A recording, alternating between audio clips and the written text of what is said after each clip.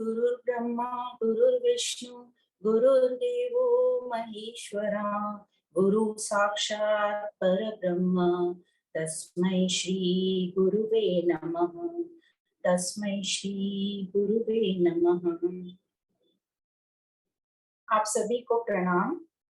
हम पढ़ने जा रहे हैं विवेक चूड़ामणि। हमने श्लोक नंबर 388 तक पढ़ा था, आज उसके आगे चलेंगे। सर्वप्रथम हम मंगलाचरण से शुरू करेंगे। सर्व वेदांत सिद्धांत गोचरम तम गोचरम गोविंदम परमानंदम सद्गुरुं प्रणतोस्म्यहम् सद्गुरुं प्रणतोस्म्यहम्। हमने लास्ट सेशन में श्लोक नंबर 388 तक पढ़ा था और लास्ट सेशन में हमने टॉपिक ध्यान विधि लिया था। ध्यान विधि के साथ फिर हमने आत्म दृष्टि शुरू किया था। तो ध्यान विधि को हम थोड़ा सा रिकैप कर लेते हैं। ध्यान विधि क्या, तो बताया था कैसे हमने ध्यान करना चाहिए। काफी कुछ सेशन से गुरु हमको बताते जा रहे हैं कि हमने ध्यान कैसे लगाना चाहिए, ध्यान लगाने की विधि बताई थी।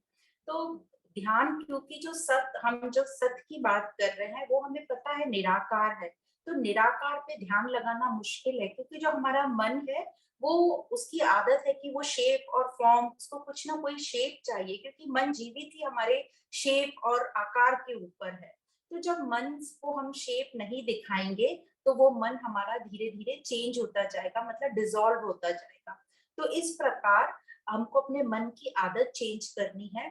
तो अब यह पॉसिबल नहीं होगा, यह थोड़ा डिफिकल्ट होता है। तो ऐसा कहते हैं कि जब हमें ध्यान करना हो तो हम सत पर डायरेक्ट तो ध्यान नहीं लगा सकते, क्योंकि हमें उसका फॉर्म नहीं पता है और हमें आदत है फॉर्म पर ध्यान लगाने की। तो क्या करना है, तो करना ये है कि जो अनात्म है, जो फॉर्म है जिस पर हम ध्यान लगा रहे हैं, उस पर ध्यान नहीं लगाना है। अनात्म बातों पर, मतलब जो परिवर्तनशील, जो फॉर्म वाली चीजें हैं, उस पर, उसके हमें विचार नहीं लाना है मन में। अब जब उसके हम विचार नहीं लाएंगे तो फिर क्या बचेगा, तो फिर सिर्फ हमें एक साइलेंस, एक शांति का अनुभव होगा और हमारे सामने कुछ भी नहीं, प्लेन खालीपन लगेगा। तो उस खालीपन को हमें अनुभव करना है और उस पर ध्यान रखना है। तो एक्चुअली उस पर हम ध्यान रख भी नहीं सकते, बस हमें ध्यान रखना है कि हम अनात्म चीजों पर ध्यान नहीं लगाएं, उसका हम विचार नहीं करें। तो ऑटोमेटिकली हमें सत जो है उसका अनुभव होता है, एक मन में शांति आती है, स्थिरता आती है। तो इस प्रकार हमें आत्म ध्यान विधि बताई गई थी। फिर उसके आगे हमें बताया गया कि आत्मा दृष्टि, मतलब आत्मा का विचार कैसे करेंगे हम, आत्मा का विचार। तो से हमें अनात्म, जो पांच तत्व हैं, जो पांच भूत हैं, उन पर विचार करना है कि ये जो पांच तत्व हैं, जो पांच भूत हैं, ये मैं नहीं हो सकता, क्योंकि ये सब जो है ये जड़ है, इनमें चेतनता नहीं है जो व्यक्त हो रही है। तो हमें पता करना है, और ये परिवर्तनशील है, जो ये पांचों तत्व हैं। तो हमें समझना है कि परिवर्तनशील मैं नहीं हो सकता, इसके बेस में, इसके मूल में कुछ और है जो मैं हूँ। तो ऐसे करते करते हमें पांच कोश जो विवेक है उसके द्वारा, आत्मा अनात्मा विवेक के द्वारा अपने शरीर से अनासक्त होना है, डिटैच होना है।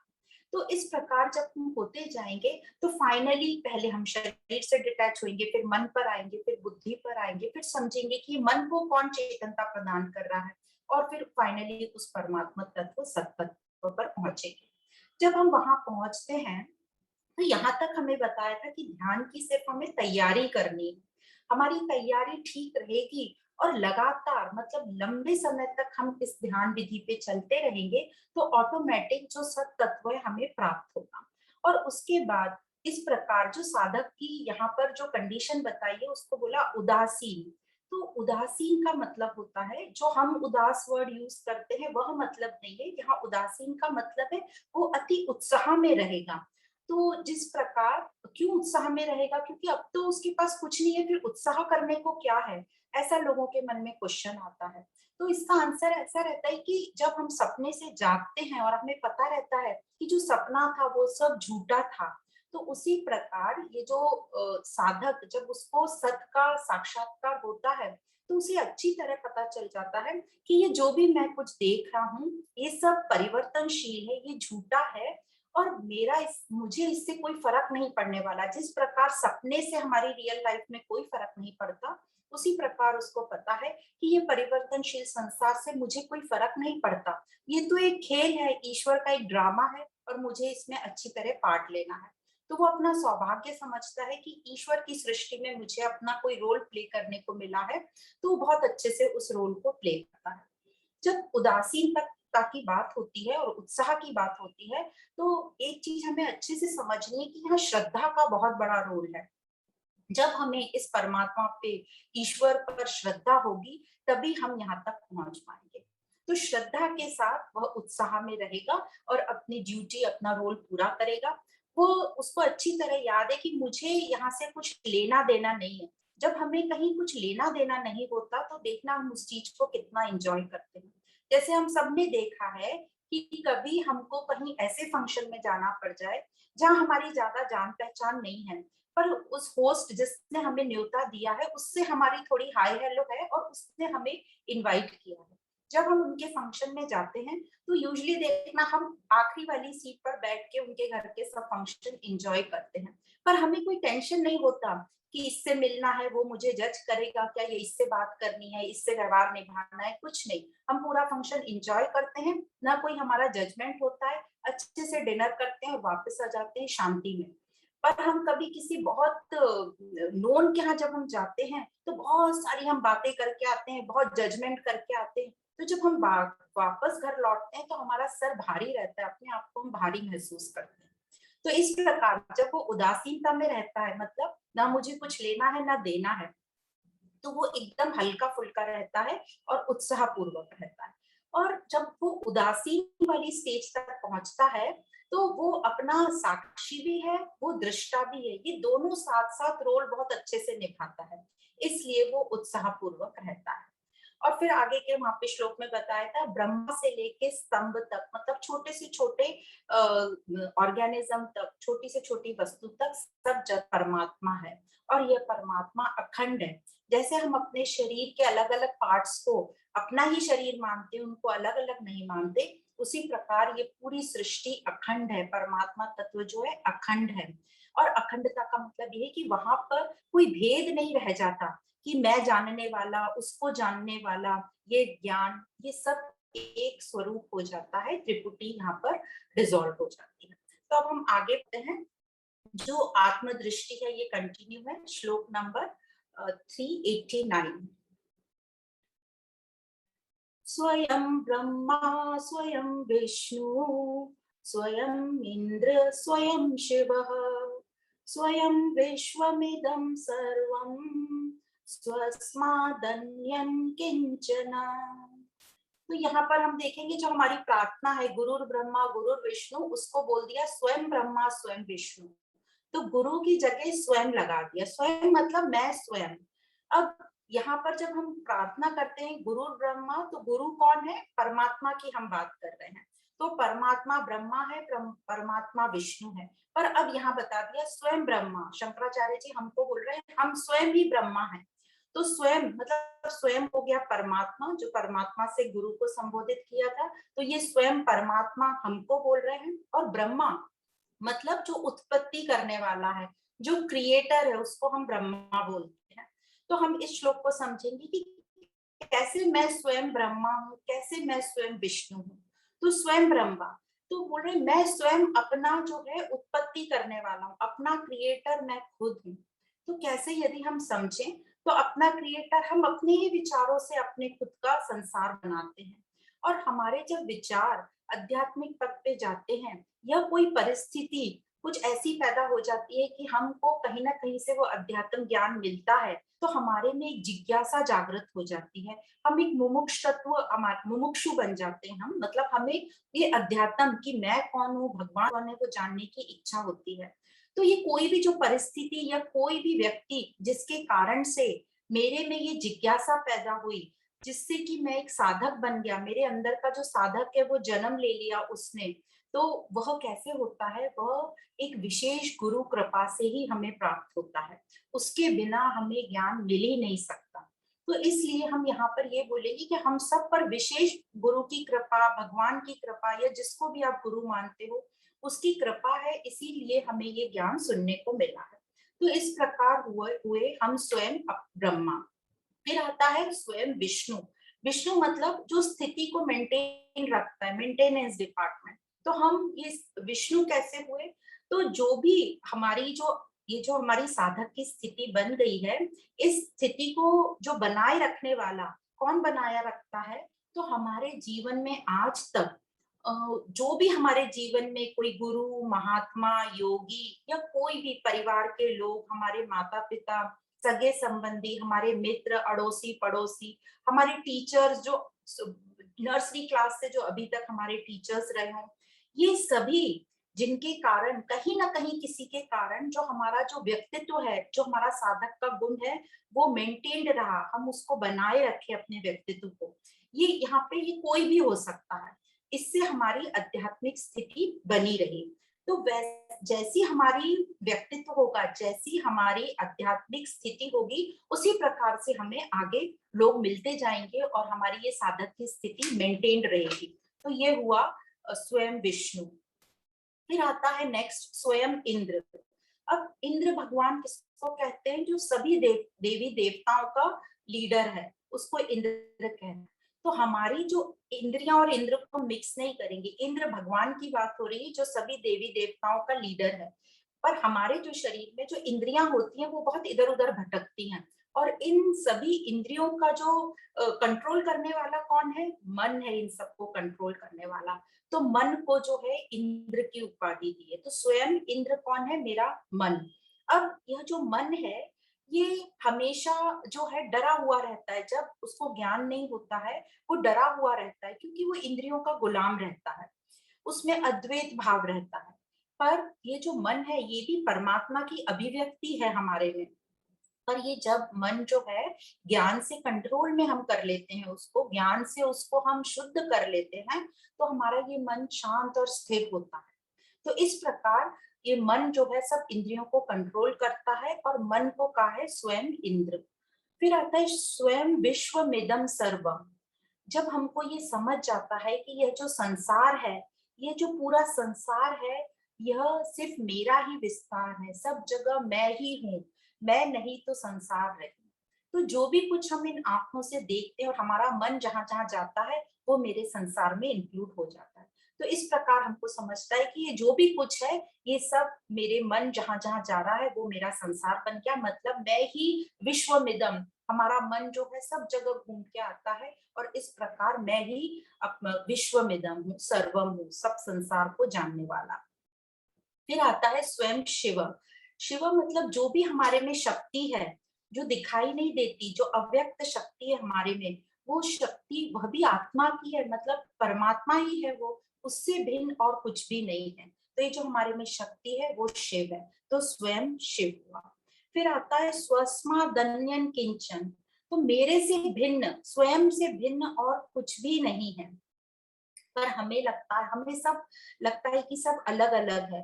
हम अपनी कास्ट से, कंट्री से, सबको हम अलग अलग डिवाइड करते हैं।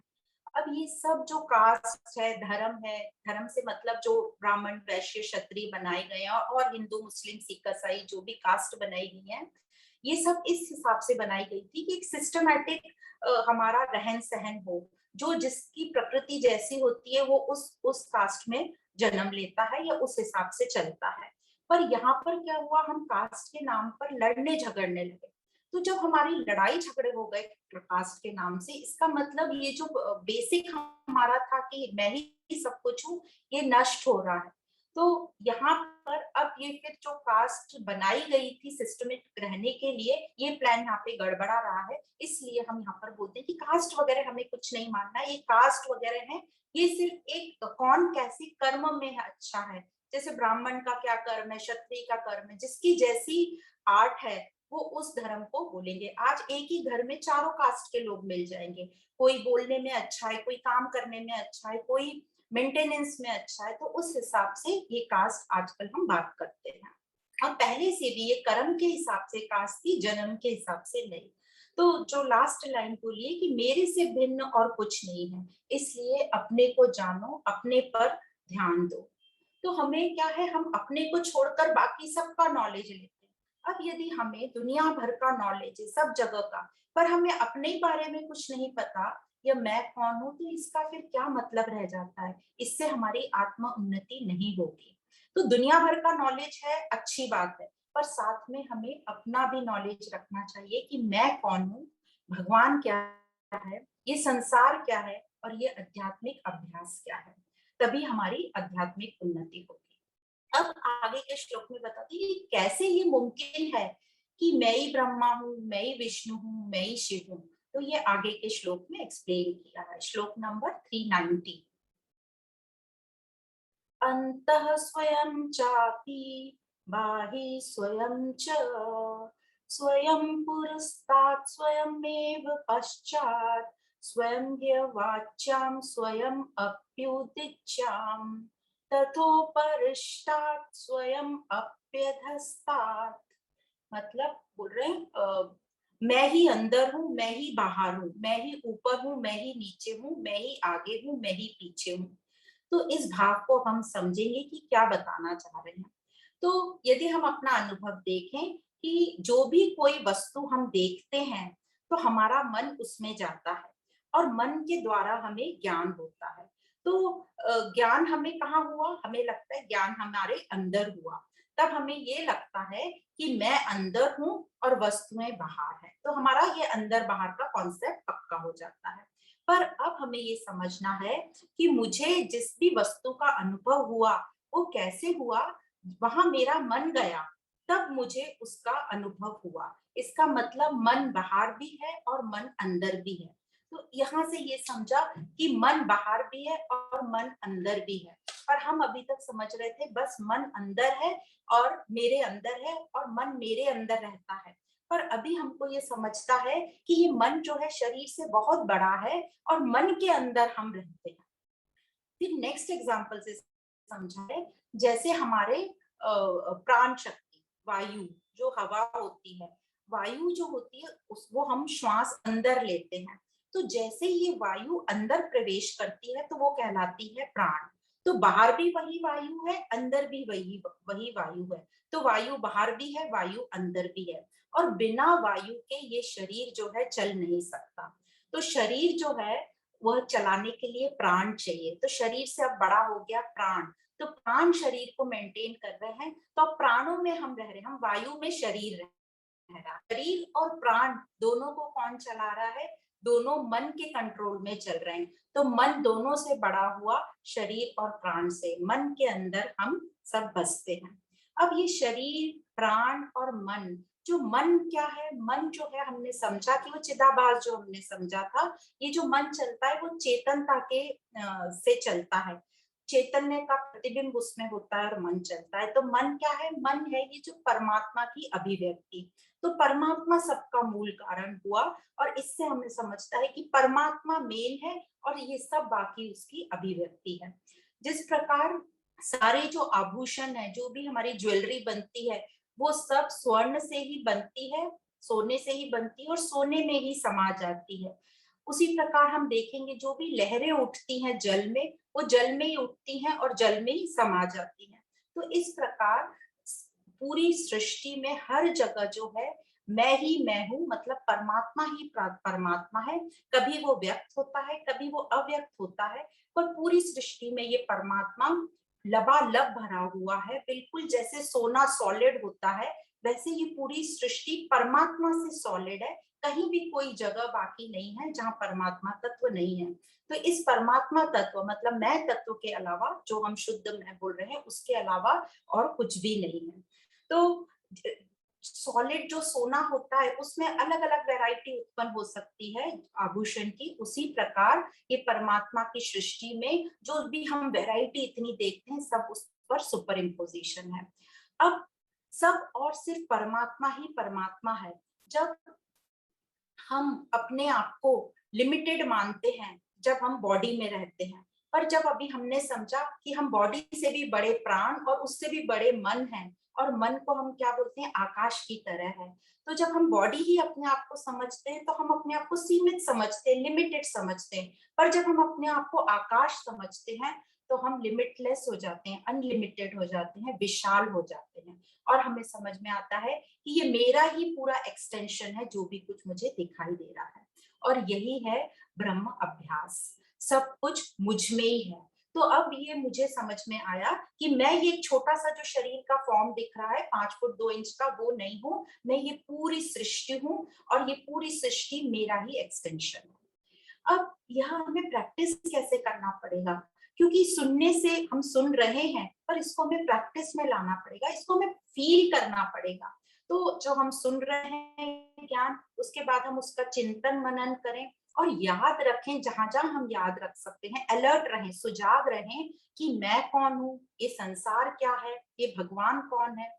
और हम सहज, जितना हम सहज सरल रहेंगे उतना हम उपाधियों से मुक्त रहेंगे, क्योंकि इस संसार में आपको उपाधियां तो मिलेंगी, क्योंकि हम व्यवहारिक जीवन में रहते हैं और इस संसार में हम एक बॉडी, एक शेप लेकर आए, फॉर्म लेकर आए, हमारा एक नाम है, एक परिवार है, तो आपको उपाधियां तो मिलेंगी, पर हमें उन उपाधियों से आसक्त नहीं होना है। उस उपाधियों में अभी हमें अभिमान नहीं करना है और समझना है कि ये जो उपाधियां हमें मिली हैं ये परिवर्तनशील हैं, इसमें अभिमान का कोई मतलब नहीं है, ये परिवर्तनशील है। और इस प्रकार इसको हम समझकर अपने आप को फील करेंगे और बार बार याद दिलाएंगे। जब यह पूरी तरह हमें समझ में आ जाएगा तो इसी को कहते हैं विवेक का चूड़ामणि। विवेक मतलब सत असत का हमें क्लियर डिस्क्रिमिनेशन हुआ, और चूड़ामणि मतलब सर पे जो धारण करते हैं, मुकुट, क्राउन जिसको कहा जाता है। तो इस प्रकार इसका मतलब होता है विवेक चूड़ामणि, हमने वो विवेक का चूड़ामणि धारण कर लिया। पर हमारे साथ क्या होता है, अभी तक हमारी क्या धारणा है कि हम सब जो भी भजन कीर्तन पाठ या जो भी हमारे रूटीन में हमें सिखाए गए थे बचपन से, वो हम पाठ जो करते हैं मैकेनिकल करते हैं, उसका हमें मीनिंग पता ही नहीं है। और मीनिंग हमें पता भी है होता है तो हम उस पर ध्यान नहीं देते, बस जल्दी जल्दी कि आज के हमारे 4 पाठ करने हैं, फटाफट हम करके उसको खत्म कर देते हैं, एक सांस में पूरे पाठ पाठ बोल देते हैं, श्लोक बोल देते हैं, तो हमारा लक्ष्य ही नहीं रहता कि वो जो पाठ या भजन में क्या बोला गया है। तो यदि हम अपने डेली के पाठ भजन आरती को समझें और उस पे अमल करना शुरू करें तो फिर उसका कुछ मतलब निकलेगा, फिर हम अपने ऊपर काम करना शुरू करेंगे। तो इसी प्रकार कहीं से भी अपने आप को समझो ज्ञान से, और इस अपने मन से जो अननेसेसरी का भार है कि भगवान मुझे फल देगा कि नहीं, मुझे पुण्य मिलेगा कि नहीं, मैं कितने उपास करूं, और इस तरह की जो हमारी बातें मन में आती है वो भार को हटाओ, अननेसेसरी चीजों को, और अपने मन को इस ज्ञान से, इस विवेक से शांत और स्थिर बनाना, यही हमारा अभ्यास है। अब ये एक ही परमात्मा अनेक कैसे बनता है, ये अगले श्लोक में बताया गया, श्लोक नंबर 391। तरंगफेन ब्रह्मबुद्बुदाति सर्वं स्वरूपेण जलं यथा तथा चिदेव देहादमन्तमेतत् सर्वं चिदेवेकरसं विशुद्धम्। तो जैसे समझा, तरंग फेन ब्रह्म बुदबुदादि, मतलब वो समुद्र की बात कर रहे हैं, जैसे पानी में तरंगे होती हैं, फेन होता है, फेन मतलब वो झाग जो हमें दिखता है, भंवर मतलब जो पानी में कुछ डालो तो रिपल्स होते हैं गोल गोल, भंवर, बुदबुदा मतलब जो बुलबुले होते हैं, ये सब क्या है, सब ये एक ही जल के अलग अलग प्रकार हैं, अलग अलग रूप हैं। जिस प्रकार एक ही स्वर्ण धातु के अनेक आभूषण होते हैं, जिस प्रकार एक ही माटी से अलग अलग बर्तन और चीजें बनती हैं, तो इसी प्रकार शरीर से लेके अहंकार तक सृष्टि में हमें जो भी कुछ दिखाई देता है वो सब एक ब्रह्म ही है, जो अखंड है, एक रस है, शुद्ध है, चैतन्य स्वरूप है। वो एक ही आत्मा हम सब में है, चैतन्यता जो एक ही है वो हम सब में है, पर कोई में, सब में मतलब जो भी कुछ हमें सृष्टि में दिखाई रहता है, सिर्फ मनुष्य नहीं, जानवरों में, पेड़ पौधों में और निर्जीव चीजों में, सब में वो एक ही चेतनता है। किसी में व्यक्त होती है, किसी में अव्यक्त होती है, या किसी में अलग प्रकार से व्यक्त होती है। जैसे हम एक ही इलेक्ट्रिसिटी को देखेंगे, एक ही करंट को देखेंगे, तो वो इलेक्ट्रिक बल्ब में प्रकाश देता है, लाइट देता है, पर वही इलेक्ट्रिक करंट जैसे गर्म पानी के गीजर में वो पानी को गर्म करता है, फैन में वो गति दिखाता है घूमने की, और फ्यूज्ड बल्ब लगाएंगे तो वो व्यक्त नहीं होगा। तो डिपेंड करता है किस यंत्र में वो चेतनता है, पर सभी में एक ही चेतन तत्व है। किसी में सजीवता दिखाता है, मतलब लाइफ जीवन दिखाता है व्यक्त, और जिसमें वो नहीं दिखाता, मतलब अव्यक्त रहता है, वो जड़। तो जड़ और चेतन दोनों में एक ही तत्व है। तो इस प्रकार जो चेतनता है वो हर जगह है, कहीं व्यक्त होती है, कहीं अव्यक्त होती है। तो इसको हमें समझना है कि वो हर जगह है। इसीलिए हम जो कहते हैं, हमारे भागवत पुराण में भी आता है, कण कण में भगवान है, वो हर जगह है। तो हर जगह की हमें प्रैक्टिस कैसे करना है? तो प्रैक्टिस हमें तभी, हमको वैसे तो प्रैक्टिस करना ये थोड़ा डिफिकल्ट होता है, पर अब हम जब इस ज्ञान में आए हैं और धीरे धीरे समझ रहे हैं, तो अब हमें धीरे धीरे उसको प्रैक्टिस करने की आदत डालनी होगी। कैसे? हमें सबसे पहले तो यह स्वीकार करना होगा, जब मैं ये स्वीकार कर लूं कि मैं चेतन तत्व हूँ, और इस चेतन तत्व मतलब आत्म तत्व ही सब तत्व, सब में वही तत्व है और उससे अलग कुछ भी नहीं है, और इस आत्म तत्व में सब कुछ इंक्लूडेड है, कोई ऐसी चीज नहीं है जो इस आत्म तत्व में इंक्लूडेड नहीं। तो इस प्रकार का जब हमारा भाव रहेगा, तो हम किसी से भी द्वेष भाव नहीं करेंगे। हम हर जगह यही देखने की, हम हर जगह ये कोशिश करेंगे देखने की कि आत्म रूप है और कुछ नहीं, परमात्मा का रूप है और कुछ नहीं। पर अब यह किसी हमें नाम रूप में दिख जाए, तो हमें जल्दी स्वीकार नहीं होता। पर अब हमें जब ये ज्ञान आया है, हमें अब समझ है कि हर चीज आत्म तत्व ही है, तो हम हर रूप जो भी कुछ देखेंगे उसको हम स्वीकार करने की कोशिश करेंगे कि ये परमात्मा का ही अभिव्यक्ति है। तो पहले हम कहाँ काम करेंगे? जहां जहां हमें द्वेष है, जो चीजों को हम स्वीकार नहीं करते, जिससे हम द्वेष करते हैं, वहां हम काम करेंगे। तो उसको हम देखकर धीरे धीरे अपने मन को बोलेंगे, ये परमात्मा का ही स्वरूप है, ये परमात्मा का ही स्वरूप है। भले इसका जो एटीट्यूड है, नेचर है, वो किसी कारण से, उसके कुछ गुणों के कारण होगा, उसका कुछ नेचर होगा, उसका बायोलॉजिकल मेकअप है, पर है तो ये परमात्मा रूप ही। फिर हम जहां हमारी आसक्ति है, आसक्ति मतलब कि ये सिर्फ मेरा है, हम उसको ब्रेक करेंगे। देखो, मेरा है वो ठीक है, मेरा ही सबसे अच्छा है वो भी ठीक है, तो ये तो ठीक है, पर अब हम उस मेरे सब में तेरा वाला भी यूज करेंगे कि मेरा तो ठीक है, तेरा भी अच्छा है। तो हम दूसरे को भी स्वीकार करना शुरू करेंगे। जब हम आसक्ति में रहते हैं, खास करके हम अपने परिवार, अपने बच्चों के साथ इतना आसक्त रहते हैं कि हमारे बच्चे गलत काम भी करते हैं तो हमें वो ठीक लगता है। तो इस प्रकार हम अपनी आसक्ति जहां जहां है वहां काम करेंगे। तो जो मेरा है, हम वहां मेरा मेरा जो कहते हैं लिमिटेड हो जाते हैं, और मेरा मेरा कहते हैं वो ठीक है, पर अब दूसरे को भी हम उस मेरे में इंक्लूड करेंगे कि हाँ ठीक है, मेरा सब अच्छा है, पर दूसरे को भी हम स्वीकार करेंगे कि तेरा भी अच्छा है। तो जब हमारा ये मेरा मेरा का सर्कल, तेरा तेरा भी उसमें आ जाएगा, मतलब तेरा तेरा भी मेरा मेरा बनने लगेगा, तो हमारा ये सर्कल जो है ब्रॉड होता जाएगा। और हम फिर एक बॉडी, एक परिवार तक सीमित नहीं रहेंगे, हमारी आसक्ति ब्रेक होगी और हम विशालता में आएंगे, एक्सपेंड होते जाएंगे। अब जहां जहां हमने देखा है आसक्ति होती है, तो हमें बंधन होता है, दुख होता है, क्योंकि यदि मेरे के साथ ठीक नहीं हुआ तो हमें दुख रहता है, हमें हमेशा भय लगा रहता है कि मेरे बच्चे के साथ, मेरे परिवार के साथ ठीक होना चाहिए। तो जब हम मेरे में तेरा भी इंक्लूड कर लेंगे और हमारा सर्कल जब बड़ा हो जाएगा, तो हम ये बंधन मुक्त होंगे, हम हल्के होंगे, हम अपने आप में फ्री, स्वतंत्र फील करेंगे। तो इस प्रकार हम अनंतता में आएंगे। अब ये जो हमने मेरा स्वरूप को एक्सटेंड करना सीखा है, एक और बात हमें याद रखनी है कि हमें किसी को कट नहीं करना है। अब ये जो भी बातें हो रही है मानसिक लेवल पे हो रही है, क्योंकि हम जब किसी को कट कर देते हैं तो फिर उसको हम अपने सर्कल में इंक्लूड नहीं करते। जैसे हम, बहुत अच्छा सा एग्जाम्पल ऐसा है कि हमारे बालों को जब हम काटते हैं, कट कर दिया, हमारे नाखूनों को जब हम काटते हैं, कट कर दिया, तो फिर क्या करते हैं? कट करने के बाद उन्हें डस्टबिन में फेंक देते हैं। तो उसी प्रकार जिस भी चीज को हम अपनी लाइफ से कट कर देते हैं उसको हम डस्टबिन में डाल देते हैं, उसको हम मेरे में इंक्लूड नहीं करते। और जिसको हम मेरे में इंक्लूड नहीं करते, उसके प्रति हमें द्वेष भाव ही रहता है, उसके प्रति हमें प्रेम जागृत नहीं होता। तो प्रेम भले ही ना हो, पर द्वेष भाव नहीं होना चाहिए। तो जो हमने अपने मेरे में तेरे को इंक्लूड किया है, उस तेरे से भले ही प्रेम कम हो, पर उससे हमें द्वेष नहीं होना चाहिए, उससे हमें भय नहीं होना चाहिए। तो इस प्रकार जो ये मेरा मेरा जो उपाधि होती है ये हमारी डिसॉल्व होएगी और हम इसमें सबको इंक्लूड करेंगे। अब वो मेरा सिर्फ मेरे तक नहीं सीमित रहेगा, वो एक्सपैंड हो रहा है, विशालता में आ रहा है।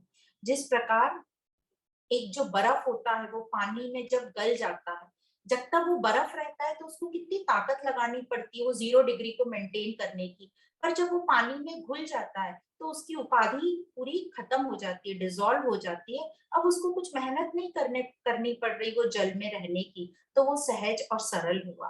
तो सहज रहने का यही मतलब है कि हम कोई उपाधि मेंटेन करके नहीं रखें, क्योंकि कुछ भी चीज मेंटेन करने के लिए उसमें बहुत बहुत मेहनत लगती है। पर सहज सरल रहने में हमें बिल्कुल भी एफर्ट नहीं लगाने पड़ते, रिलैक्स रहते हैं हम। तो इस प्रकार तेरे को मेरे में शामिल करना है और हमारा मेरे का सर्कल इंक्रीज करना है। तो इसी प्रकार हम पूरे जगत को अपना स्वरूप मान पाएंगे। तो अभी वहां तक तो हम नहीं पहुंच पाएंगे, पर धीरे धीरे हम बाकी चीजों में जहां जहां हमारे द्वेष और आसक्ति है वहां हम काम करेंगे। अब क्या जो हम ये इंद्रियों द्वारा जगत को देखते हैं, जो हमारी ये स्थूल आंखों से, नाक से जो स्मेल करते हैं, टच करते हैं, जो स्थूल इंद्रियों से जब हम देखते हैं और काम करते हैं, तो उससे क्या हम समझ पाते हैं कि ब्रह्म क्या है? तो वही अगले श्लोक में एक्सप्लेन किया है, श्लोक नंबर 392। सदेवेतं सर्वं जगद्वगतं वाग्मनसयोः सतोऽन्यन्नास्त्येव प्रकृतिपरिसीम्नि स्थितवतः पृथक् किं मृत्स्नायाः कलशघटकुम्भाद्यवगतम् वदत्यैष त्वम् अहमिति मायामदिरया। यह जो पूरा जगत है ये सत स्वरूप ब्रह्म ही है। पर जब हम अपनी ये स्थूल इंद्रियों से देखते हैं, कौन सी इंद्रियों से? तो यहाँ बोला वांग मनसो योग, मतलब इसमें सारी इंद्रियां आ गई। वांग वाणी से, जब हम कुछ भी चीज वाणी से सुनते हैं, ये दूसरी सब इंद्रियों से देखते हैं, मन द्वारा जब हम समझते हैं, तो वह हम सत को नहीं समझते। हम वो हम उनको लिटरल वर्ड मीनिंग से देखते हैं और हमें नहीं पता है कि इसका मूल क्या है सब सत ही, सब ब्रह्म ही है, पर हम उसके गूढ़ रहस्य को समझ नहीं पाते। क्योंकि अभी हमारी जो दृष्टि है, अभी जो हमारी इंद्रियां हैं, इतनी ज्ञानी नहीं हुई है, इतना उनको ज्ञान नहीं आया, इसलिए उनको क्लैरिटी नहीं है अभी। तो कौन समझ पाता है इनको? जो इस ज्ञान पर अमल कर रहा है, श्रवण मनन के साथ चिंतन निधिध्यासन कर रहा है, तो जो इस प्रकृति से परे देख सकता है वही इस रहस्य को समझ पाता है। जैसे हम सब आकाश की ओर देखते हैं, पर हम बातें क्या करते हैं? बादल हैं कि नहीं, तारे कितने हैं, चंद्रमा कैसा दिख रहा है। हम आकाश को देख रहे हैं, पर बातें हम बादल, चंद्रमा और सितारों की कर रहे हैं। उसी प्रकार हम परमात्मा को देख रहे हैं इस संसार में, पर हम बात क्या कर रहे हैं? नाम, रूप, शेप, साइज, रंगों की। तो इस प्रकार हमको इन स्थूल इंद्रियों से नहीं समझ में आता। पर जब हम इस नाम, रूप और रंग में खो जाते हैं इन स्थूल इंद्रियों से, तब हम उसी में खोए हुए रहते हैं, उनके नाम, रूप, शेप, साइज में, उनकी ब्यूटी में। तो इसको ही कहते हैं माया। तो कितना भी हम श्रवण कर लें, ये माया हमको छोड़ती नहीं है, माया तो रहेगी इस सृष्टि में। तो इस माया को हमको कैसे अतिक्रमण करना है, हम ये पहले भी समझते आ रहे हैं, पर अब ज्ञान से हमें समझ में आ रहा है कि ये जो माया है, मतलब ये नाम रूप जो भी है, ये सब चेंजेबल है और ये सब ईश्वर सृष्टि पर सुपर इम्पोजिशन है और ये परमेश्वर की शक्ति ही है माया। इसको भी हमें समझना है, पर इसको हमें असत समझना है, रियल नहीं है, ये परमात्मा नहीं है। और जो संत महात्मा होते हैं वो इस नाम रूप के परे जाकर इसको समझ पाते हैं, इसलिए वो सत में टिके रहते हैं और वो प्रेम में रहते हैं। उनको नाम रूप दिखते हैं, पर वो उसमें आसक्त नहीं होते हैं और उनसे उनकी कुछ अपेक्षाएं भी नहीं रहती हैं। तो यही आध्यात्मिक अभ्यास हमें करना है। तो और एग्जाम्पल जो इस श्लोक में दिया है कि जिस प्रकार जो अलग अलग घड़े हमें दिखते हैं, मटके हमें दिखते हैं, चाहे वो कोई भी शेप के हों, चाहे वो कोई भी यूज के हों, पर उन सबका जो कारण है वो क्या है, माटी है, मट्टी उन सबका कारण है। अब जब उसी प्रकार परमात्मा इस जगत का कारण है। अब जब हम इन घड़ों को खरीदते हैं तो हमारे साथ घर में क्या आता है, घड़े के साथ वो मट्टी भी आती है। तो उसी प्रकार जब हम कोई भी चीज इस जगत में देखते हैं, छूते हैं, तो वो सब परमात्मा ही है, परमात्मा के अलावा और कुछ भी नहीं है। यही वो बताना चाह रहे हैं। तो परमात्मा जो है वो हमारा उपादान कारण भी है और निमित्त कारण भी है। कैसे? क्योंकि परमात्मा ही ये पांच तत्व बन गया, इसलिए वही इसका उपादान कारण है और उसी के कारण ये सब कुछ हो रहा है, तो वही निमित्त कारण है। और घड़े में क्या हुआ था, घड़ा किसने बनाया था? घड़ा बनाया था वो कुम्हार ने। तो जब हम घड़ा खरीदते हैं तो कुम्हार हमारे साथ घर नहीं आता, सिर्फ माटी और घड़ा आता है, क्योंकि जो कुम्हार था वो सिर्फ निमित्त कारण था। माटी है उसको ऑलरेडी मिली थी, परमात्मा की ये पांच तत्वों से उसको माटी ऑलरेडी मिली हुई थी। तो हम सब जो भी संसार में काम करते हैं, कार्य करते हैं, हम सिर्फ निमित्त कारण है, उपादान कारण सबका परमात्मा है। तो इस प्रकार हम याद रखें, जो भी कुछ कार्य करें कि हम निमित्त कारण है, सब चीज हमें यहाँ पर मिली हुई है, कोई भी चीज हमने नहीं बनाई है। पर जो पांच तत्व हैं परमात्मा ने खुद ही वो बन गए हैं, इसलिए वही उसका उपादान कारण है और निमित्त कारण है। जैसे चतुर्श्लोकी भागवत में ये एक्सप्लेनेशन आता है कि परमात्मा ही उपादान कारण है और निमित्त कारण है इस पूरी सृष्टि का। तो ज्ञानी महात्मा लोग जो होते हैं वो अच्छे से ये जान लेते हैं और अच्छे से उनको पता होता है कि ये जो ईश्वर है, जीव है, जगत है, ये सब परमात्मा की ही अभिव्यक्ति है। पर अज्ञान के कारण, अज्ञान रूपी मदिरा नाम दिया। मदिरा मतलब शराब का जब नशा हो जाता है तो हमें कुछ नहीं समझता। तो अज्ञान का जो हमें नशा हो जाता है, उसके कारण हमें हमारे में ये भ्रम पैदा हो जाता है कि ये सब अलग अलग हैं, और फिर हम उनसे आसक्त होने लगते हैं और हमें दूसरा दिखाई लगने लगता है, इसलिए हम उनसे मतभेद करते हैं, द्वेष रखते हैं और तेरा मेरा शुरू हो जाता है। तो जहां हमें कोई दूसरा दिखा, जहां हमारे में द्वेष आया, तो वो हो गया संसार। पर ज्ञान से, इस ब्रह्म ज्ञान से ही यह ज्ञान जो है ये नष्ट होगा और हम द्वैत से अद्वैत की ओर लौटेंगे और उसमें तेरा मेरा नहीं रहेगा, द्वेष नहीं रहेगा, इसलिए संसार नहीं रहेगा। तो भौतिक संसार रहेगा, पर जो मेरे अंदर हमने संसार बना रखा है द्वेष से दूसरा देखने का, वह नहीं रहेगा। तो इस प्रकार जो परमात्मा व्यक्त जो हमें दिख रहा है वो है जगत और जीव, और जो अव्यक्त है वो परमात्मा खुद है। तो नेक्स्ट श्लोक में क्या बताते हैं हम देखते हैं। श्लोक नंबर है 393। क्रिया संविहारेण यत्र नान्यदिति श्रुतिः ब्रावीति वेत्राहित्यं मिथ्या अध्यास निवृत्तये। श्रुति कहती है, ऐसा वो कह रहे हैं, श्रुति मतलब हमारे शास्त्र उपनिषद, वो कहते हैं कि परमात्मा में द्वैत है ही नहीं, दूसरा कुछ है ही नहीं। पर मिथ्या अध्यास के कारण, हमें अभी तक समझ गया कि मिथ्या अध्यास हमें कैसे हुआ, अज्ञान के कारण, तमोगुण के कारण आवरण शक्ति और रजोगुण के कारण विक्षेप शक्ति के कारण। तो इस अज्ञानता के कारण हमको भ्रम होता है और हम भयभीत होते रहते हैं। जैसे वो रस्सी की जगह हमने सर्प देखा क्योंकि अंधेरा था, और सर्प के कारण हमें भय होने लगा। तो ये जो भ्रम है, ये जो सर्प है, ये असत है, ये अनरियल है।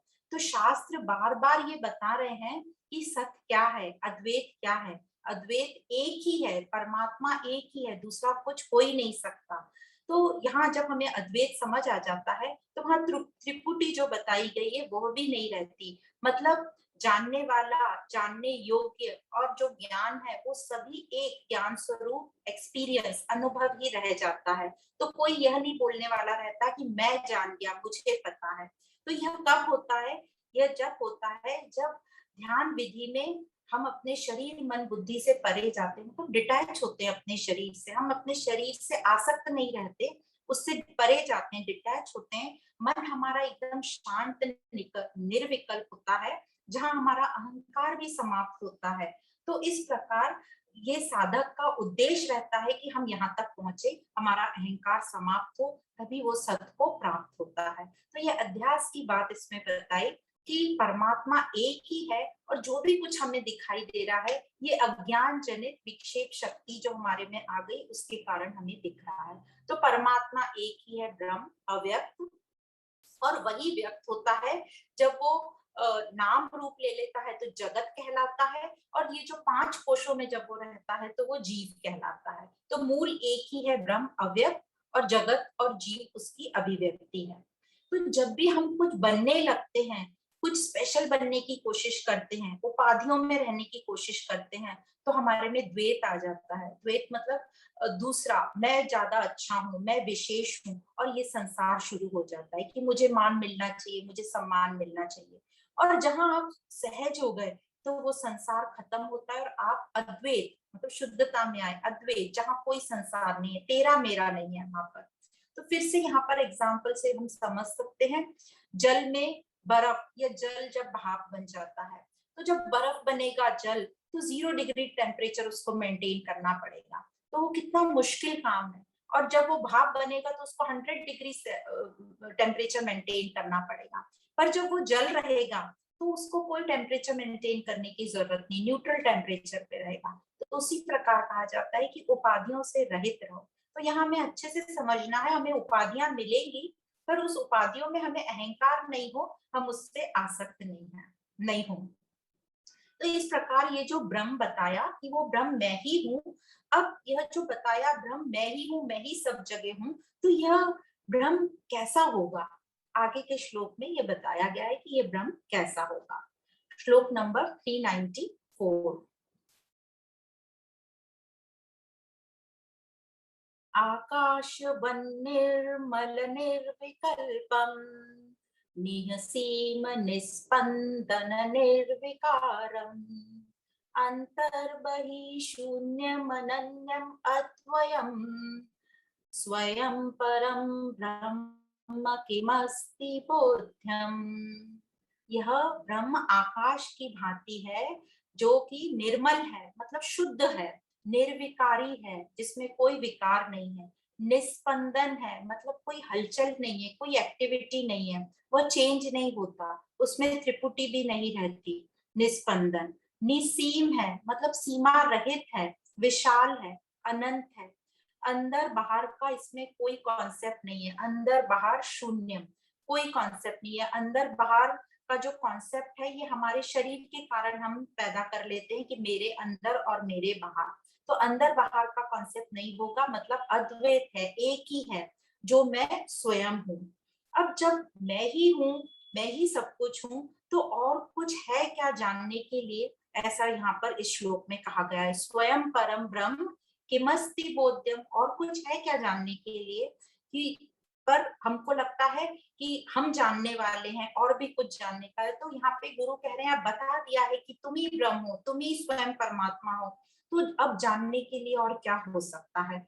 जानने वाला उससे ब्रह्म से अलग नहीं है, जानने वाला और जो जानने योग्य है वह सब दोनों एक ही है, कोई भी भिन्न नहीं है।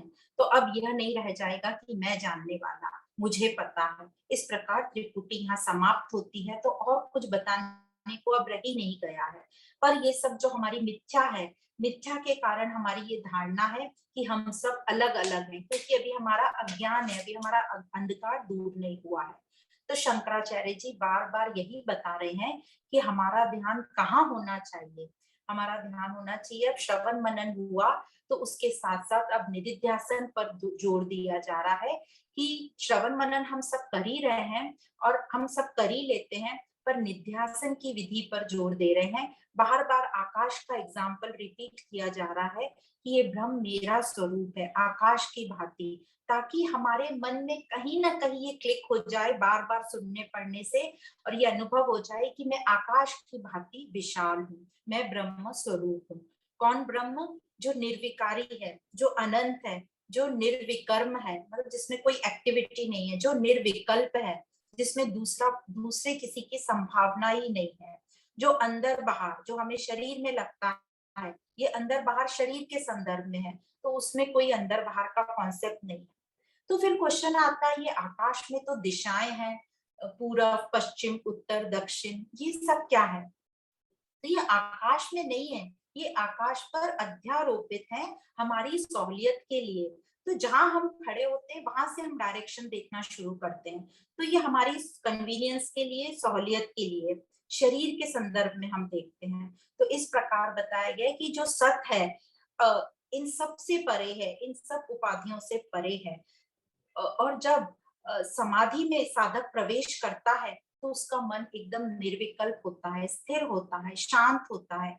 ये नहीं कि मैं ये करूं कि वो करूं, इन सब से वो परे होता है और वह अब शरीर में सीमित नहीं रहता, वो विशालता में आ जाता है। तो हमने अभी तक जो हमको समझा कि ये ब्रह्म क्या है, विशाल है, निर्विकल्प है, निराकार है, तो क्या इस ब्रह्म को हम कोई चिन्ह से या कोई वस्तु से या नाम से जान सकते हैं? क्या इन सब चीजों पे कंसंट्रेट करके जान सकते हैं? नहीं जान सकते। ये हमारी पहले की तैयारी है कि हम कुछ पार्ट कंसंट्रेशन का करें ताकि बाकी चीजों को हम भुला पाए।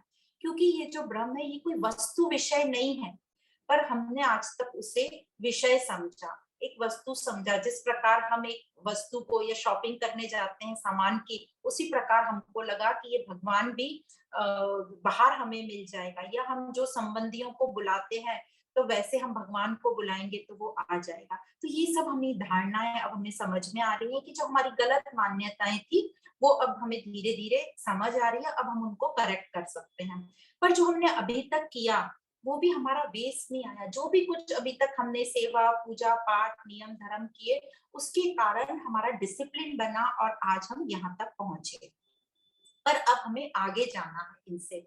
तो अब कोई भी हमें अनुभव हो ध्यान में या सपने में, तो हम उसमें फंसेंगे नहीं, हम समझ जाएंगे कि ये तो हमारे मन पे जो अंकित था वो हमें दिखाई दे रहा है। पर उसको हम आने देंगे, जाने देंगे, पर अपने पर फोकस करेंगे कि हम तो निराकार स्वरूप की खोज में हैं और हम उस निराकार पर फोकस करेंगे। तो यही अभ्यास हमें करना है कि हम चिदानंद रूपम शिवोहम शिवोहम, हम आनंद रूप हैं जिसका कोई आकार नहीं है, जिसमें कोई विकार नहीं है, जिसमें कोई संस्कार नहीं है, जिसका कोई प्रकार नहीं है। तो इस प्रकार हमें यहाँ तक समझ में आया कि जहां भी द्वैत होगा वो अशुद्ध होगा, वो संसार हो जाएगा, और जहां द्वैत नहीं होगा वही सत है, वही शुद्ध है। तो यहाँ तक गुरु शिष्य को बता रहे हैं अभी लास्ट कुछ सेशन में कि तुम ही वह ब्रह्म हो, तुम ही हो वो जो सब जगह हो। तो अब और क्या बोले? तो यही नेक्स्ट श्लोक में कंटिन्यू किया है कि अब और क्या बताना है। नेक्स्ट श्लोक है श्लोक नंबर 395।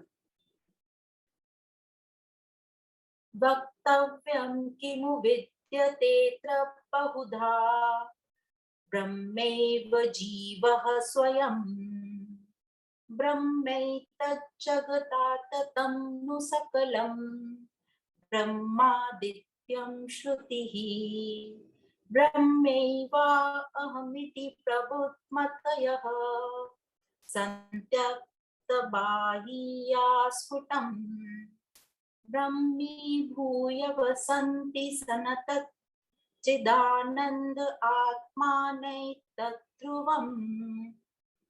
अब ज्यादा क्या बोलें, गुरु कह रहे हैं इस विषय पर ज्यादा बोलने से अब कोई फायदा नहीं है, क्योंकि समझ लो अब इतनी बार, हजारों बार ये उपनिषदों शास्त्रों में कहा है कि जीव ही ब्रह्म है, ये संपूर्ण जगत ब्रह्म ही है। तो ब्रह्म ही ब्रह्म अद्वैत है। और जो संतों को यह जिन जिनको ये अनुभूति हो गई, जिन महात्माओं को यह अनुभूति हो गई, उन्होंने अपने को ब्रह्म जान लिया, वे आसक्ति रहित होते हैं, अहंकार रहित हो जाते हैं, और उन्हीं को कहते हैं ब्रह्म भूय, ब्रह्म लीन होते हैं। वे सच्चित आनंद स्वरूप को प्राप्त होते हैं और अपने आप को जान लेते हैं। तो इस प्रकार ब्रह्मलीन की बात बताई और गुरु ने कहा कि अब तो सब कुछ बता दिया, और कुछ बताने के लिए नहीं है। ये जगत और जीव ब्रह्मी है, सती है, पर हमारी ये स्थूल इंद्रियों से हम सब नाम रूप में अटक जाते हैं।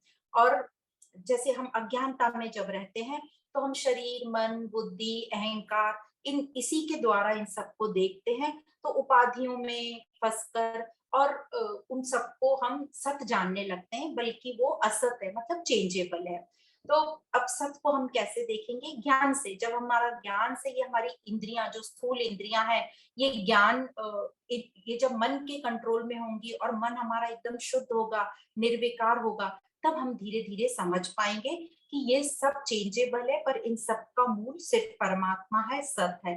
जैसे सपने से जागने पर मनुष्य को याद आ जाता है कि जो भी मुझे सपने में दिखा था, वह सब झूठ था, वह खेल था, और मैं अब जागृत हूँ और सपने वाली चीज अब मुझे जागृत में परेशान नहीं कर सकती। तो वह उसे अच्छे से ज्ञान हो जाता है, और सपने में मुझे जो भी कुछ दिखा था वो मेरे मन बुद्धि का खेल था, मन बुद्धि पर जो अंकित हुआ था। तो इस प्रकार उपनिषद श्रुति कहती है अहम ब्रह्म अस्मि, इसके अलावा और कुछ नहीं है, और कुछ बताने को है भी नहीं इसके अलावा। बाकी जो भी कुछ बताया जा रहा है वो इस सापेक्ष जगत की चर्चा है। मतलब हम जो भी कुछ अभी बोल रहे हैं उन सब में नेम है, फॉर्म है, कलर है, तो हम ब्रह्म को टच ही नहीं कर रहे। तो जो भी कुछ बताया जा रहा है वो सापेक्ष जगत की बात है। तो अब हमें क्या करना होगा? तो इसके आंसर में नेक्स्ट श्लोक बताया गया है, श्लोक नंबर 396। जहि मलमय कोशे अहम धियोथा प्रकाशाम प्रसभमनिल कल्पे लिंग देहे पश्चात् निगमगतित कीर्तिं नित्यमानंद मूर्तिम स्वयमिति परिचीय ब्रह्म रूपेण तिष्ठ। तो पहली लाइन ही बोली है, जही मलमय कोशे, मतलब ये मल से भरा हुआ शरीर, कोशे मतलब ये स्थूल शरीर की बात कर रहे हैं, इसको तुम छोड़ो, इससे आसक्ति मत रखो, इसको अपना मत मानो। यह अपने अपने मन में ये पक्का कर लो और मन से ये बात हटाओ कि मैं शरीर हूँ, मैं देह हूँ। हाँ, ये देह मुझे मिली है, तो इसका अहंकार त्याग करो, इसकी देख रेख करो, पर इससे आसक्त मत रहो। फिर नेक्स्ट स्टेप बोला, फिर पूरी ताकत से, पूरे फोर्स से इस सूक्ष्म शरीर को भी मैं मत जान, इस मन बुद्धि को भी मैं मत जान। और इस मन बुद्धि को लिंग शरीर बोला है, सूक्ष्म शरीर, इसको भी दृढ़ता पूर्वक तू त्याग कर। अब फिर क्या करेंगे?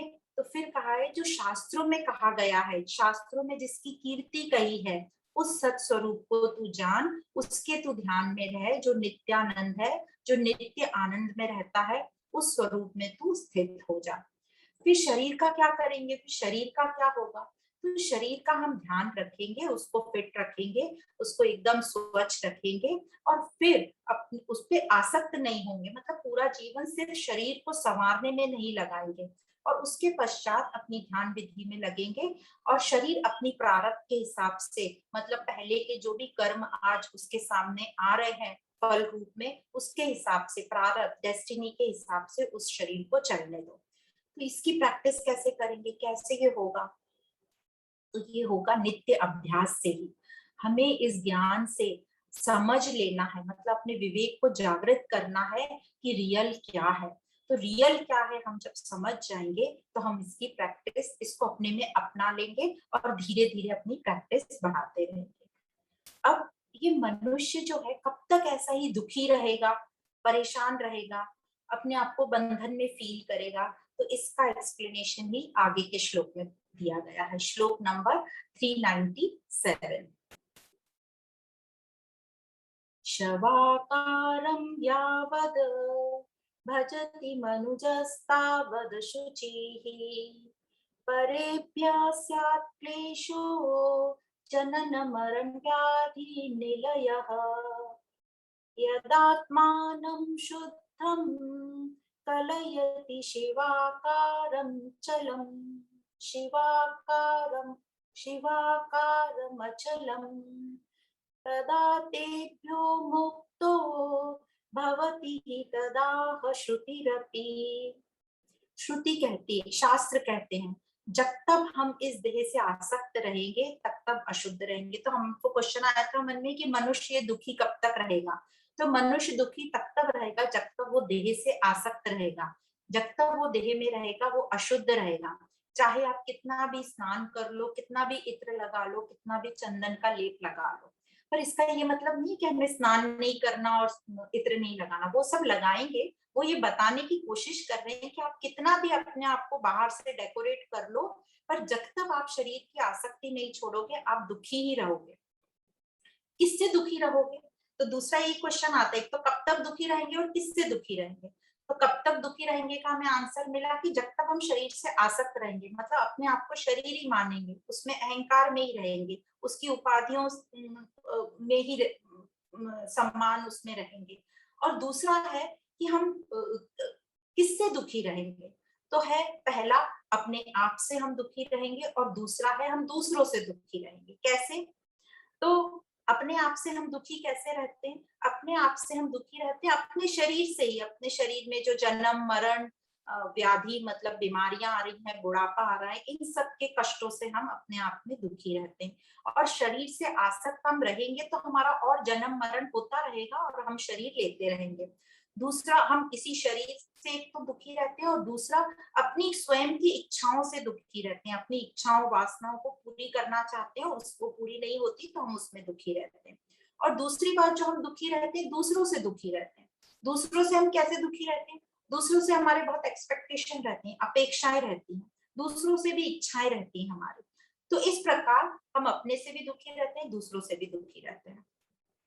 पर दूसरों से हम दुखी, पहले का आंसर आ गया, हम जब शरीर से आसक्त रहते हैं तो दुखी रहेंगे। तो इस प्रकार शरीर से हमें आसक्ति छोड़नी। अब दूसरों से हम दुखी रहते हैं तो दूसरों से तो हमारा कोई लेना देना है ही नहीं, हमें अपेक्षा रखनी ही नहीं है दूसरों से। हम ये कह ही नहीं सकते कि हमारे हिसाब से सब काम हो, क्योंकि ये जो पूरी प्रकृति प्रकृति में ये सब दूसरे भी आ गए, मेरा शरीर भी आ गया। पूरी प्रकृति अपने नियम से चलती है, पर मनुष्य को लगता है हर चीज मेरे हिसाब से चले, मेरी इच्छा से हो। वो चाहता है कि इवन ये प्रकृति और परमात्मा भी मेरे हिसाब से चले। कैसे? सिंपल सिंपल हमारे एग्जाम्पल है कि हमें कहीं बाहर जाना होता है तो हमें लगता है आज बारिश नहीं होनी चाहिए। हमें जब घर में बैठे हैं शांति से, जब हमें गरम गरम भजिए खाने की इच्छा है तो हमें लगता है आज बारिश होना चाहिए, अच्छा मौसम होना चाहिए, तो हम गरम गरम भजिए खाएं। इस प्रकार हम चाहते हैं कि हर चीज हमारे हिसाब से हो। पर उसके हिसाब से, यदि हमारे हिसाब से प्रकृति नहीं चली तो हमें फिर द्वेष आता है, हमें द्वेष आता है, गुस्सा आता है। पर यदि हमारे हिसाब से चल गई तो हम उसकी गुणगान भी करते हैं, धन्यवाद भी देते हैं, और साथ में हम और अहंकार में आ जाते हैं और लालची भी हो जाते हैं। तो इस प्रकार ये सुख दुख जो है, ये हमारे मन की, हमारी अपेक्षा ही है जो हमें सुखी दुखी करती है, जो स्वयं ही निर्मित है, हमने ही बनाई है। और दूसरे से जो हमारी अपेक्षाएं जुड़ी हैं वे भी हमें दुखी करती हैं, वे भी हमारी खुद की निर्मित है कि ऐसा होना चाहिए, वैसा होना चाहिए।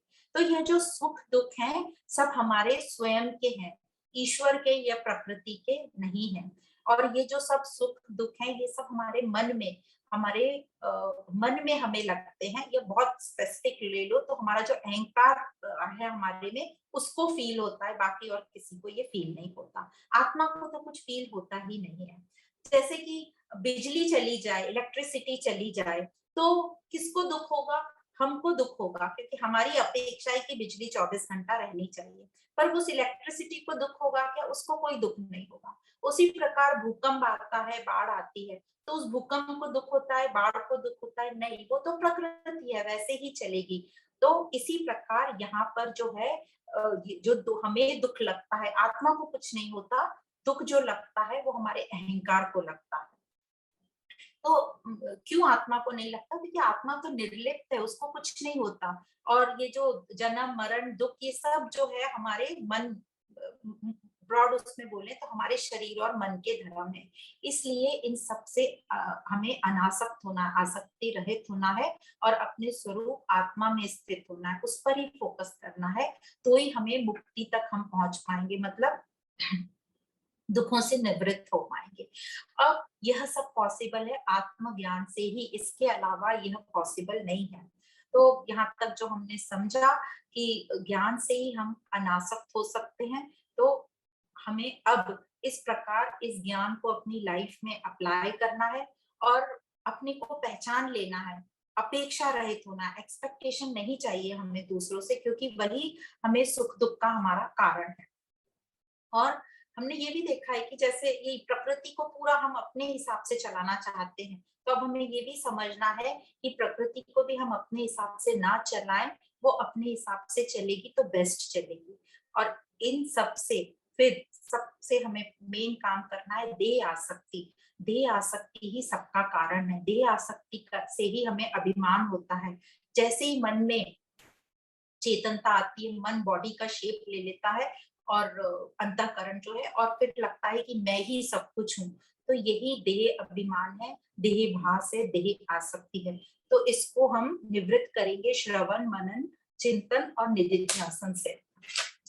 फिर हमारी ये लाइफ चलेगी कैसे, हम सब ये व्यवहार कैसे करेंगे। तो ये जो हमारी व्यवहारिक लाइफ है, उसमें तो हम जिएंगे ही, शरीर मिला है, हम शरीर में रहेंगे ही, उसका हम ध्यान रखेंगे ही। जो भी हमारे कर्तव्य हैं इस व्यवहारिक जीवन में, अपने परिवार के प्रति, अपने समाज के प्रति, अपने प्रति, जगत के प्रति, वो पूरी जिम्मेदारी से, पूरी रिस्पॉन्सिबिलिटी से निभाएंगे, और बिना आसक्त हुए पूरी रिस्पॉन्सिबिलिटी से निभाएंगे। पर हम उसमें जरा भी अहंकार नहीं हो हमें। तो अहंकार कब नहीं होगा, जब हमें आसक्ति नहीं होगी। तो हमें आसक्ति पे ही काम करना है, और हमें अपना कर्तव्य समझना है कि हमारा कर्तव्य क्या है। पर हम यहाँ पे भी कंफ्यूजन कर जाते हैं। हम सोचते हैं सबको ठीक करना मेरा कर्तव्य है, ये पूरे समाज को सुधारने का मेरा कर्तव्य है, और फिर हम उसमें लग जाते हैं, और फिर हमें लगता है कि हमने बहुत बड़ा काम किया, अब हमें सम्मान मिले, मान मिले, और इस प्रकार हम इस संसार में गुथने लगते हैं। अब हमने समझो व्यवहारिक जीवन में काम करना शुरू किया ज्ञान के साथ। पर कैसे पता चलेगा कि हम आसक्ति रहित हो गए, हमें आसक्ति नहीं है। यह पता चलेगा जब हमारे में कर्ता भाव समाप्त होगा। तो एकदम समाप्त नहीं होगा, धीरे धीरे हमारा कर्ता कि मैंने किया है ये चीज हमारी समाप्त होगी। हमें धीरे धीरे समझ में आएगा कि मैंने अकेले ने नहीं किया, सबने मिलके किया है, और मेरा तो बहुत छोटा सा रोल था, निमित्त कारण था, सब चीज मेरे पास थी, ईश्वर ने मदद की। हर चीज एक्चुअली ईश्वर की मदद से ही होती है, और यह हमें समझ लेंगे, और मैं सिर्फ निमित्त कारण था। तो इस प्रकार हमारा कर्ता भाव खत्म होता जाएगा। जैसे जैसे हमारा कर्ता भाव खत्म होगा, वैसे वैसे उस काम में जो भी कार्य होगा, उसकी जो सक्सेस होगी, फेलियर होगा, तो उसके लिए मुझे अहंकार भी नहीं आएगा, और फेलियर होएगा तो उसके लिए मुझे दुख भी नहीं लगेगा, क्योंकि जब मैं करता ही नहीं हूं तो मुझे उसका दुख और सुख भी नहीं लगेगा। तो हम देह में रहेंगे, ठीक है, पर उसको सत्य नहीं मानेंगे, उसको रियल नहीं मानेंगे, उसके ही पीछे नहीं लगे रहेंगे, उसको संवारने के लिए, उसका नाम मनाने के लिए। हम अच्छे से समझ जाएंगे कि ये देह मुझे कुछ टाइम के लिए मिली है, कुछ काम करने के लिए, कुछ अपने कर्तव्य पूरे करने के लिए। उसमें स्पेशल नहीं बनते रहेंगे। तो यदि हम स्पेशल बने तो फिर वो संसार में उलझ जाएंगे, और फिर वो पूरा साइकिल शुरू हो जाएगा। पर और फिर कि मुझे सम्मान मिले, और ऐसे पूरा ये हमने आगे पढ़ाई की कैसे ये हम गिरावट होती जाती है हमारी। तो इस प्रकार हम व्यवहारिक जीवन में रहते हुए धीरे धीरे परमार्थ की तरफ बढ़ेंगे, जब हम आसक्त नहीं रहेंगे अपने कार्यों के प्रति कि मैंने किया है। और जब हमारी ये पूरी जागरूकता बढ़ती जाएगी, पूरी तो पता नहीं पर बढ़ती जाएगी जब हमारी जागरूकता, तो हमारा मन शांत होता जाएगा, स्थिर होता जाएगा, और इसी को हम कहते हैं परमार्थिक जीव। तो एक व्यवहारिक जीव आ गया परमार्थिक जीव की तरफ। अब इस परमार्थिक जीव को सब अच्छे से पता होता है कि ये जो भी कुछ चल रहा है संसार, इसका असर मेरे जीवन पर, मुझ पर नहीं पड़ सकता। जिस प्रकार सपने में जो हमें दिखा है वो मेरे अभी के जीवन में प्रभावित नहीं कर सकता, उसी प्रकार संत महात्माओं को अच्छे से पता होता है कि जो संसार है ये भी चेंजेबल है, और ये ईश्वर की एक लीला है, इसका असर मुझ पर नहीं पड़ सकता। तो इस प्रकार वो शांत रहते हैं, वो डिस्टर्ब नहीं होते किसी भी चीज से, और अपनी स्थिति मेंटेन करके रखते हैं, और संसार को एक खेल रूप से देखते हैं, एक ड्रामा। सभी संबंधी रिश्तों को वो एक अमानत मानकर उनसे व्यवहार करते हैं, कि जब तक है मेरे पास उनको प्यार से रखते हैं, वो नहीं है तो शिकायत नहीं है ईश्वर से कि मुझसे क्यों छीन लिया, क्योंकि उनको अच्छे से पता है कि ये ईश्वर की दी हुई सारे जो भी कुछ हमें मिला है, वस्तु विषय संबंधी सब ईश्वर की दी हुई अमानत है हमारे पास, वो अच्छे से समझते हैं, तो वो उसको असत करना, इसी को कहते हैं असत किया उन्होंने कि ये रियल नहीं है, तो अमानत है मेरे पास, जितने दिन है उनको मैं अच्छे से रखूंगा, और उत्साह के साथ रहते हैं। तो जैसे यह उत्साह उनके पास कैसे आएगा?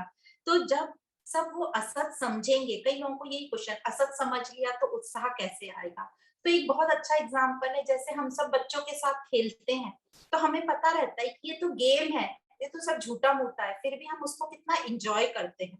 तो उसी प्रकार, और हम क्यों खेलते हैं? टाइम पास के लिए, बच्चों का टाइम अच्छा चला जाए। उसी प्रकार इस संसार में हम रहें कि ये गेम है।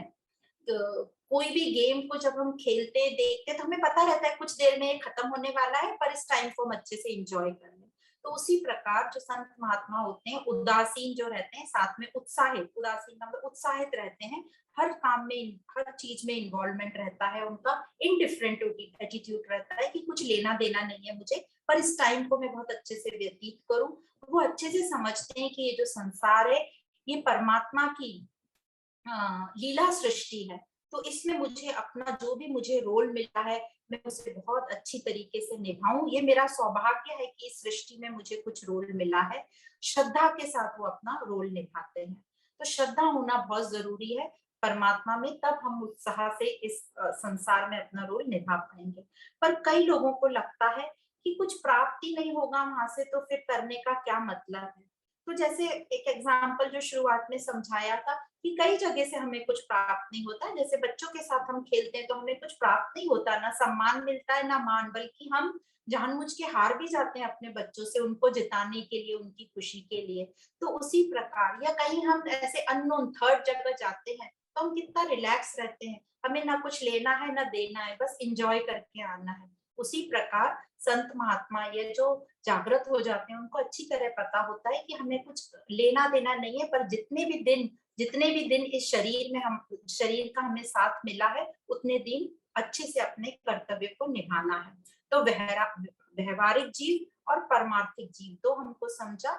व्यवहारिक जीव मतलब जब संसार को हम सत मानकर चलते हैं, उसमें आसक्त रहते हैं, दुखी रहते हैं, बार बार गिल्टी फील होता है, बहुत सारी चीजों का ग्लानि होती है, भार लगता है, बंधन लगता है, टेंशन स्ट्रेस उसमें रहते हैं, तो ये सब उपाधियों में हम बनकर रहते हैं, ये हुआ हमारा व्यवहारिक जीव। पर जैसे जैसे ज्ञान आता है, जैसे जैसे हमको हमारा विवेक जागृत होता है, तो हमें असत सत की पहचान होती है, और फिर हम ज्यादा लोड नहीं लेते, रिलैक्स रहते हैं, आनंद में रहते हैं, क्योंकि पता है बाहर के संसार को हम चेंज नहीं कर सकते, और अपनी स्वीकार भाव में रहते हैं, शिकायत नहीं करते हैं। तो ये हो गया परमार्थिक जीव। अब परमार्थिक जीव जब पूरा तैयार हो जाता है, पूरा निर्विकल्प समाधि में चला जाता है, तो वो आनंद स्वरूप को प्राप्त होता है। तो इसका सिंपल एग्जाम्पल से हम समझे कि जो लहरें हैं वो हैं व्यवहारिक जीव। जैसे लहर आती है जाती है, हर लहर दूसरी से ज्यादा उछलने की कोशिश करती है, यह हो गया व्यवहारिक जीव। समंदर हो गया परमार्थिक जीव। समंदर को कुछ फर्क नहीं पड़ता कितनी लहरें आ रही हैं या जा रही हैं, या लहरें नहीं आ रही हैं, या समंदर में से आप एक लोटा पानी निकाल लो या ऐड कर दो, उसको कुछ फर्क नहीं पड़ रहा। तो परमार्थिक जीव हुआ समंदर के जैसा, और आनंद स्वरूप हुआ वो जल के जैसा, जो समंदर और लहर दोनों का जो बेस है, जो मूल है, वो है जल। तो जल हुआ परम आनंद स्वरूप। तो इस प्रकार हमने आज यहाँ तक पढ़ा आत्मदृष्टि। तो हमारी दृष्टि कहाँ रहनी चाहिए, ये हमको समझ में आया। तो हम अपनी डेली लाइफ में कुछ घंटे ऐसे निर्धारित कर लें कि यहाँ पर अभी मैं हर जगह परमात्मा तत्व ही देखूंगी, मतलब सबको स्वीकार करूंगी। मोटे तौर पे हम देखेंगे समझेंगे तो स्वीकार भाव है, क्योंकि परमात्मा है उसमें, क्योंकि मुझे उससे शिकायत नहीं, क्योंकि परमात्मा है। इस प्रकार हर चीज को देखते जाएंगे, तो जहां जहां हमारा द्वेष था वो हमारा द्वेष मिटेगा, जहां जहां आसक्ति थी वो आसक्ति धीरे धीरे हमारी मिटेगी। तो आज हमने आत्मदृष्टि तक पढ़ा, श्लोक नंबर 397 तक। आज यहाँ पर विराम देते हैं। आप सभी को बहुत बहुत धन्यवाद। ओम पूर्णमद पूर्णमिदं पूर्णात् पूर्णमुदच्यते पूर्णस्य पूर्णमादाय पूर्णमेवावशिष्यते। ओम शांति शांति शांति।